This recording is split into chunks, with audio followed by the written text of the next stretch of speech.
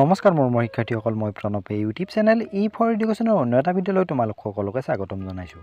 মোৰ শিক্ষাৰ্থীসকল, আজি মই তোমালোকৰ মাজলৈ লৈ আহিছোঁ হায়াৰ ছেকেণ্ডাৰী ছেকেণ্ড ইয়াৰৰ এডুকেশ্যন নামৰ বিষয়টোৰ ইউনিট নাম্বাৰ 4 শিক্ষণ। এই ইউনিটটোৰ যিখন অনুশীলন আছে সেই অনুশীলনৰ প্ৰশ্নৰ উত্তৰসমূহ। ইতিমধ্যে আমি আগৰ ভিডিঅ'ত ইয়াৰে আধা অংশ আলোচনা কৰিছোঁ। আজি ৰৈ যোৱা অংশটো আলোচনা কৰিম। তেতিয়াহ'লে আচোন পলম নকৰি আজিৰ ভিডিঅ'টো আৰম্ভ কৰোঁ।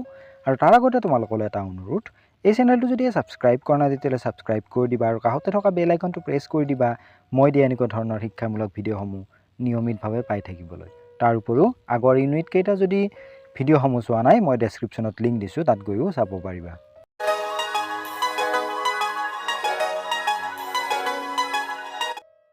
প্ৰশ্ন নম্বৰ 11, শিক্ষণ হৈছে অভিজ্ঞতা আৰু প্ৰশিক্ষণৰ যোগেদি আচৰণ সংশোধন কৰা কাৰ্য। বহলাই লিখা। উত্তৰটো হ'ব, জন্মৰ পৰা মৃত্যুৰ আগমুহূৰ্তলৈ এই গোটেই সময়ছোৱাত আমি সদায়ে নতুন নতুন পৰিস্থিতিৰ সন্মুখীন হওঁ আৰু সমাযোজনৰ চেষ্টা কৰোঁ। এই সমাযোজন প্ৰক্ৰিয়াত মূলতে হ'ল আমাৰ জন্মগত সহজাত প্ৰবৃত্তি। এই সহজাত প্ৰবৃত্তিবোৰে শিক্ষণৰ মৌলিক ইন্ধন যোগায়। অৱশ্যে এই সহজাত প্ৰবৃত্তিৰ জৈৱিক আৰু আদিম অৱস্থাটোকে শিক্ষণ আখ্যা দিব নোৱাৰি।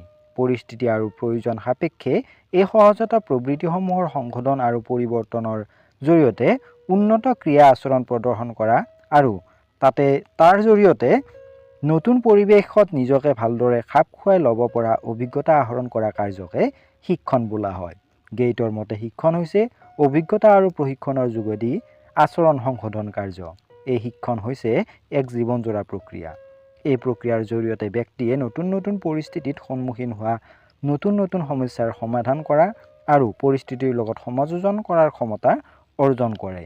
শিক্ষণ কাৰ্য সম্পন্ন কৰাৰ ক্ষেত্ৰত যিমানেই উদ্দেশ্য প্ৰবলতা থাকে, সিমানেই শিক্ষণ কাৰ্য সহজ হৈ পৰে। প্ৰশ্ন নম্বৰ 12, চমু টোকা লিখা। ক, অনুবন্ধনৰ দ্বাৰা শিক্ষণ। ইতিমধ্যে আমি এই উত্তৰটো 6 নম্বৰৰ যিটো প্ৰশ্ন আছিল তাত আলোচনা কৰিছোঁ, তাতে তোমালোকে চাই ল'বা। কুৱেশ্যন নম্বৰ খ, অন্তৰ্দৰ্শন শিক্ষণ পদ্ধতি। ইয়াৰ উত্তৰটো মই কৈ দিছোঁ। অন্তৰ্দৰ্শন শিক্ষণ পদ্ধতি সামগ্ৰিকতা বা তত্ত্বৰ ওপৰত প্ৰতিষ্ঠিত। ৱাৰ্থিমাৰ, কহলাৰ আৰু কপখা নামৰ 3জন জাৰ্মান মনোবিজ্ঞানী এই তত্ত্বৰ প্ৰৱৰ্তক আছিল। গেষ্টাল্ট এটা জাৰ্মান শব্দ যাৰ অৰ্থ হৈছে সমগ্ৰ বা সম্পূৰ্ণ আকাৰ।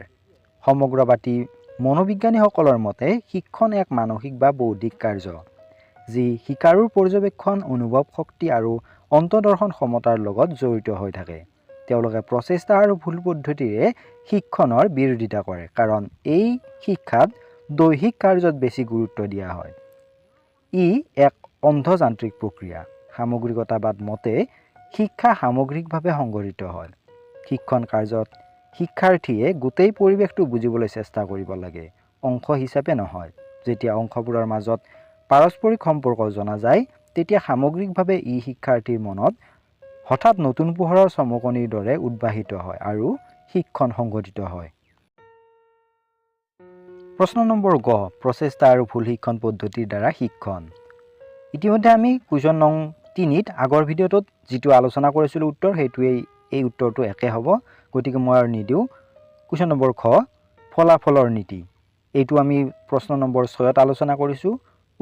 প্ৰস্তুতিৰ নীতি। এইটো আমি শিক্ষণৰ নীতিসমূহ আলোচনা কৰোঁতে কুৱেশ্যন নম্বৰ 6ৰ যিটো উত্তৰ আছিল তাত আলোচনা কৰিছোঁ। তাৰ নেক্সট প্ৰশ্নটো অনুশীলনৰ নীতি। এইটো আমি প্ৰশ্ন নম্বৰ 6ৰ উত্তৰত আলোচনা কৰিছোঁ, তাতে তোমালোকে চাই ল'বা। প্ৰশ্ন নম্বৰ 13, তলত দিয়া উক্তিবোৰ সঁচা নে মিছা লিখা। ক, শিক্ষণ সমস্যা সমাধান কাৰ্য। এই বাক্যফাকি শুদ্ধ।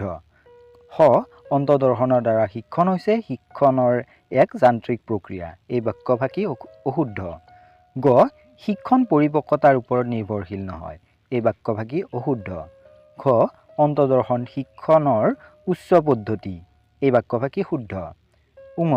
শিক্ষণ এক জীৱনজোৰা প্ৰক্ৰিয়া। এই বাক্যফাকি হৈছে শুদ্ধ। প্ৰথম চ, শিক্ষণ আচৰণৰ ভেটি। এই বাক্যফাকি হৈছে শুদ্ধ। প্ৰশ্ন নম্বৰ 14, উপযুক্ত শব্দেৰে খালী ঠাই পূৰণ কৰা। ক, প্ৰচেষ্টা আৰু ভুল শিক্ষণ পদ্ধতি ডেছ তত্ত্বৰ দ্বাৰা সমৰ্থিত আছিল। ইয়াৰ খালী ঠাইত হ'ব সংযোগবাদ। খ, গেষ্টাল্ট এটা ডেছ শব্দ। গেষ্টাল্ট এটা জাৰ্মান শব্দ। গ অনুশীলনৰ নীতি ডেছৰ দ্বাৰা প্ৰকাশিত হৈছিল। অনুশীলনৰ নীতি এডৱাৰ্ড লি থৰ্নডাইকৰ দ্বাৰা প্ৰকাশিত হৈছিল। খ অভিজ্ঞতাৰ যোগেদি ডেছ সংশোধনে হৈছে শিক্ষণ। অভিজ্ঞতাৰ যোগেদি আচৰণ সংশোধনে হৈছে শিক্ষণ। ঙ ডেছ শিক্ষণৰ অনুবন্ধন মৌলিক তত্ত্বৰ এজন প্ৰৱৰ্তক আছিল। আইভান পেভলভ অনুবন্ধন তত্ত্বৰ এজন প্ৰৱৰ্তক আছিল।